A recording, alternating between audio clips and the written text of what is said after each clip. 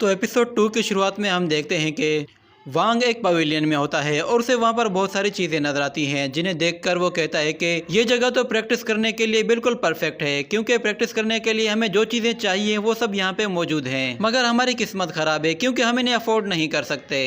ये कहकर वो वहाँ से जाने लगते हैं कि अचानक से पीछे से कोई उन्हें आवाज़ देता है और उन्हें कहता है कि तुम जो चाहो ले सकते हो। वो लड़का असल में टाई फैमिली से होता है, जो कि बहुत ही रिच होती है, इसलिए सब लोग उस लड़के को टाई रिच कहकर पुकारते हैं। वो वांग से आकर कहता है कि तुमसे मिलकर बहुत ही अच्छा लगा, तुम बहुत ही अच्छे लड़के हो। मैंने अपनी लाइफ में बस कुछ ही लोगों को देखा है जिन्होंने सू फैमिली के बदमाशों को सबक सिखाया है। तो वांग हाउस से कहता है कि आपके कॉम्प्लीमेंट के लिए थैंक्स। ये कहकर वो वहाँ से दोबारा जाने लगता है, मगर टाई रिच उनके पीछे आता है और उन्हें पकड़ता है और उन्हें कहता है कि मेरे पास तुम्हारे लिए एक बहुत ही अच्छा काम है और मुझे उम्मीद है कि तुम इसमें ज्यादा ही इंटरेस्टेड होगे। आखिरकार तुमने 1 महीने के अंदर अंदर की गैदरिंग स्टेट को भी अचीव कर लिया है। तो वांग हाउस से कहता है कि ठीक है, मुझे बताओ कि तुमने मुझे यहाँ क्यों बुलाया है। तो टाई रिच उससे कहता है कि मैं चाहता हूँ कि तुम एक मर्तबा डीमन लैंड जाओ और मेरे लिए तुम उस ड्रैगन को मारोगे। उसके बदले में मैं तुम्हें अगले 10 साल तक फ्री में मेडिसिन दूंगा। तो वांग उससे कहता है कि आखिर तुमने इस काम के लिए मुझे ही क्यों चुना। तो टाई रिच कहता है कि मुझे लगता है कि इस काम के लिए ताकत के साथ साथ अकल का होना भी जरूरी है, और तुम सू हुआंग से लड़ चुके हो, तो मुझे पता है कि तुम्हारा नाइट विजन बहुत ही अच्छा है और तुम किसी मिरेकल से कम नहीं। तो वांग ये सुनकर कहता है कि तुमने शायद किसी गलत बंदे को चुन लिया है, मैं इसके लिए बिल्कुल भी नहीं बना, तुम्हें शायद किसी और को देखना चाहिए। ये कहकर वो वहाँ से उठकर चला जाता है, मगर टाई रिच कहता है कि मैं तुम्हें अपना सीक्रेट नहीं बता सकता, मगर अगर तुम एक मर्तबा मुझे उस डीमन ड्रैगन का हार्ट ला कर दोगे तो फिर ना सिर्फ मैं बल्कि पूरी मेरी फैमिली तुम्हें फेवर देगी। तो वांग हाउ कहता है कि ठीक है, मैं तुमसे वादा करता हूँ कि मैं इसके बारे में किसी को भी नहीं बताऊंगा। तो ये सुनकर टाई रिच बहुत ही खुश हो जाता है और उससे कहता है कि तुम तो बहुत ही ज्यादा लॉयल हो, मैं तुम्हारे साथ ये डील तय कर रहा हूँ। मगर फिर वांग हाउस से कहता है कि डीमन लैंड में इंटर करना इतना आसान नहीं है।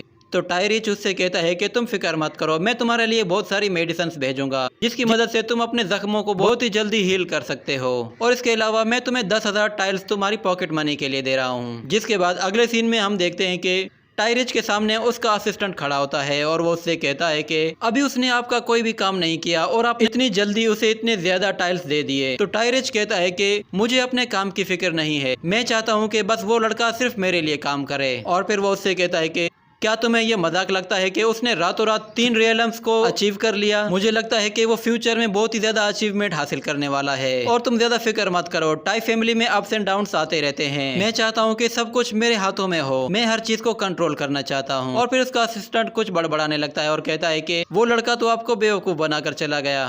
तो टाई रिच उसकी बात सुन लेता है और उससे कहता है कि तुम क्या कह रहे हो। तो वो असिस्टेंट अपनी बात बदल लेता है और कहता है कि मैं तो सू हाउस के बारे में बात कर रहा था। तो अबे टाई रिच कहता है कि वांग हाउ, मेरे पास तुम्हारे लिए एक बहुत ही अच्छा गिफ्ट है, तुम वो अपना काम खत्म करके जरूर मेरे पास वापस आओगे। और फिर ये सीन यहीं पे कट होता है। अगले सीन में हम वांग हाउ और हाउ शेन को देखते हैं, जिनके पास बोरियों में टाइल्स होते हैं। वो उनको वहाँ पे रखते हैं कि अचानक से एक लड़का भागता हुआ आता है और वांग हाउ से कहता है कि सू फैमिली के मास्टर्स आए हैं और वो जानना चाहते हैं कि आपने सू हांग का हाथ क्यों तोड़ा है। तो ये सुनकर वांग कहता है कि मैं तो उनसे खुद बात करने वाला था, मगर वो तो खुद ही यहाँ पे आ गए। तो वो हाउ शेन से कहता है कि ये सामान तुम संभालो, मैं वापस आता हूँ। ये कहकर वो उनकी तरफ चला जाता है। अगले सीन में हम देखते हैं सभी मास्टर्स एक हाल में बैठे होते हैं और सू फैमिली का मास्टर कहता है कि आज आपने हर हाल में वांग हाउ हमारे हवाले करना है, वरना। ये कहते ही अचानक से वांग हाउ वहाँ पे आ जाता है और कहता है कि वरना आप लोग क्या करोगे। तो सू फैमिली का मास्टर खड़ा हो जाता है और कहता है कि तुम बिल्कुल सही टाइम पे आए हो, तुमने मेरी फैमिली के एक बंदे का हाथ तोड़ा है, तो तुम्हें इसका अब जवाब देना होगा। मगर फिर उसका छोटा भाई वो कहता है कि आप ये कैसी बातें कर रहे हैं, बस उसका हाथ तोड़ें और बदला ले लें।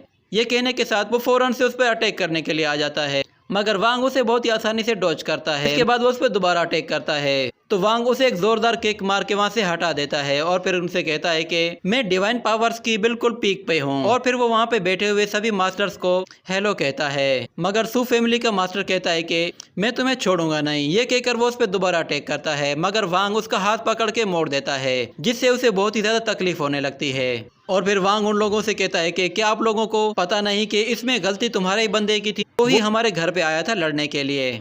तो सू फैमिली का बड़ा मास्टर कहता है कि भले ही हमारे बंदे की गलती थी, मगर इसका मतलब ये नहीं कि तुम मेरे भाई के साथ इस तरह पेश आओ। तो वांग कहता है कि मैं तो बस आप लोगों को याद दिलाना चाहता था कि मेरा सू शियान के साथ मैरिज कॉन्ट्रैक्ट है, इसलिए आप लोगों को हमसे जरा अच्छे रिलेशंस रखने चाहिए। तो सू फैमिली का मास्टर उसे कहता है कि अपनी बकवास बंद करो। ये कहते ही वो उस पर एक एनर्जी अटैक करता है, जिसे वांग रोकने की कोशिश करता है, मगर वो एनर्जी असल में एक तरह का बैरियर था जो कि उसे चारों तरफ से पकड़ लेता है और वांग हिल भी नहीं पा रहा होता।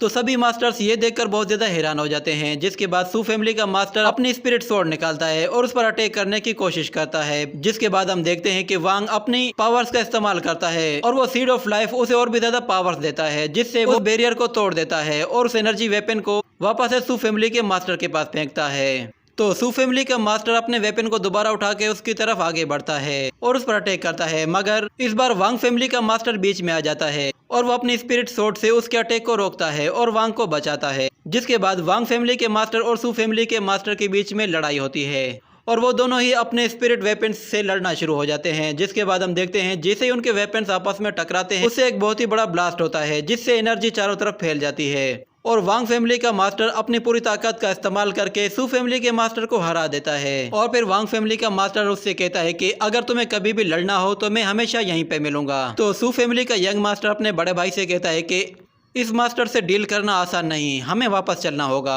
और वापस चल के हमें कोई लॉन्ग टर्म प्लानिंग करनी होगी। ये कहने के बाद वो वहाँ से जाने लगते हैं। तो वांग उन्हें चिढ़ाने के लिए कहता है कि आराम से जाओ, जल्दबाजी मत करो। जिसके बाद ये सीन यहीं पे कट होता है। अगले सीन में हम देखते हैं कि वांग एक जगह बैठकर कल्टीवेशन कर रहा होता है और वो सीड ऑफ लाइफ से बहुत ज्यादा एनर्जी को एब्जॉर्ब करने लगता है। जिसके बाद वो ब्रेक थ्रू करके 6 डिवाइन रियलम में आ जाता है और फिर वो कहता है कि डीमन लैंड में जाने के लिए अब मैं थोड़ा सा सिक्योर फील कर रहा हूँ। जिसके बाद ये एपिसोड यहीं पे खत्म हो जाता है।